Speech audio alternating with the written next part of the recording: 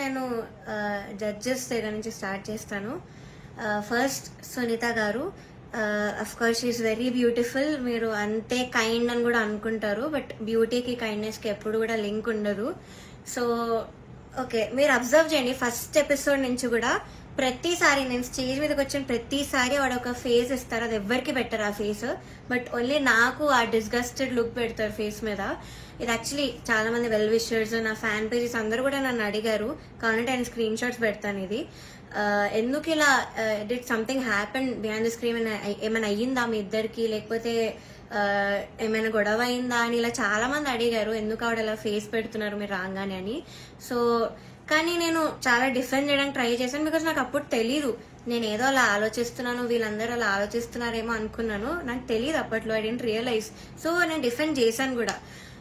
So నాకు ఎప్పుడు clarity వచ్చిందంటే, అంతరామమయం పాడే ముందు సౌండ్ చెక్ అయ్యేటప్పుడు ఇన్ ఇయర్స్ పెట్టుకున్నాను, అండ్ ఆవిడ దగ్గర ఒక మైక్ ఉంది, అది ఆన్ ఉంది, అది పాపం వాడికి తెలీదు, మైక్ ఆన్ ఉంది, నేను ఇన్ ఇయర్స్ పెట్టుకున్నాను. సో కీరవాణి గారితో ఇలా చెప్తున్నారు అనమాట, ఈ అమ్మాయికి అసలు హై రేంజ్ వాయిసే కాదు, హై పిచ్ రాదు, కానీ మేనేజ్ చేసేస్తారు, మీరు చూడండి, ఈ సాంగ్ లో తెలుస్తుంది చూడండి మీకు, అది ఇదని చాలా ఎక్కిస్తున్నారు సార్కి. And it hurt me so bad stage మీద నించున్నప్పుడు. అప్పటికే నా సెల్ఫ్ ఎస్టీమ్ ఇలా ఆల్మోస్ట్ కిందకి దిగిపోయింది, చాలా ఏడుపు వచ్చేసింది ఆ టైంకి. కంట్రోల్ చేసుకొని లేదు, I have to do this అని నేను అంతరామమయం పాడాను. అండ్ ఆ పాటకు వచ్చిన అప్రిసియేషన్ నాకు ఇంకే పాటకు రాలేదు అప్పటి వరకు. సో అంతరామమయంకి బయట ఎవరు కలిసినా కూడా అందరు చెప్పారు నాకు, వాయిస్ చాలా బాగా వచ్చింది ఆ పాటలో అని, కానీ చాలా బాగుంది ఆ పాట అని.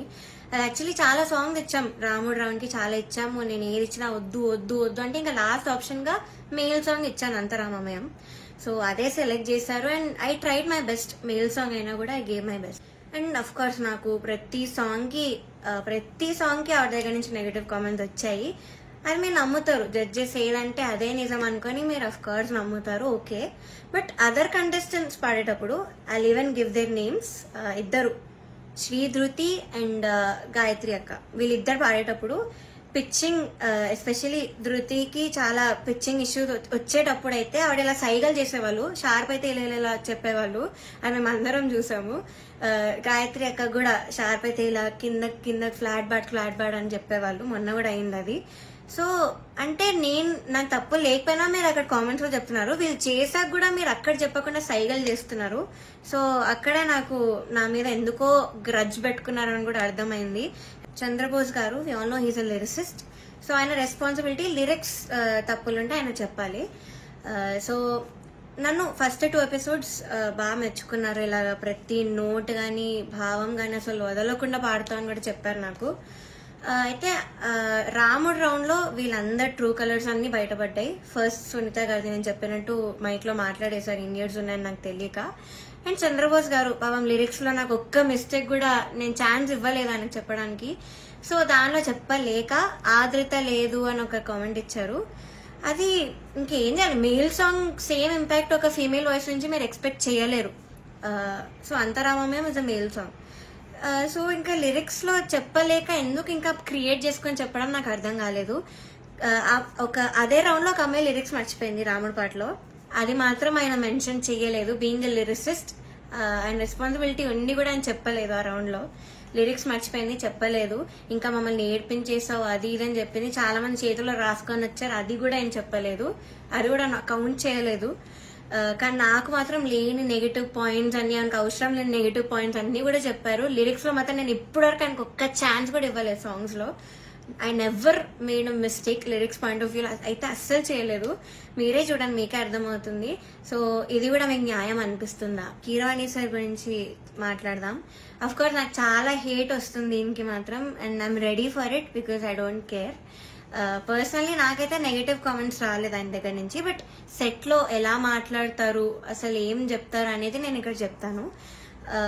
పాయింట్ నెంబర్ 1, మెలోడీస్ పాడిన వాళ్ళకి మాత్రం వాళ్ళు ఎలా పాడినా కూడా నేను ఆటోమేటిక్ గా మంచి స్కోర్ తీస్తాను అని ఆయన నోట్తో ఆయనే చెప్పారు.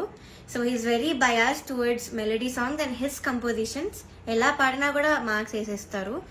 అయినే కాదు, అక్కడ ఉన్న సునీత గారు, చంద్రబోస్ సార్ కూడా, వీళ్ళందరూ కూడా అంతే, వాళ్ళ సాంగ్స్ పాడితే మాత్రం స్కోర్స్ ఆటోమేటిక్ గా మంచిగా వచ్చేసాయి. సో ఇది point number 1. Point number 2 is very very hurtful to me personally, because నేను ఎలిమినేట్ అయ్యే ఎపిసోడ్లోనే ఏదో విషయంలో నన్ను చూస్తూ చెప్పారు ఇది కూడా.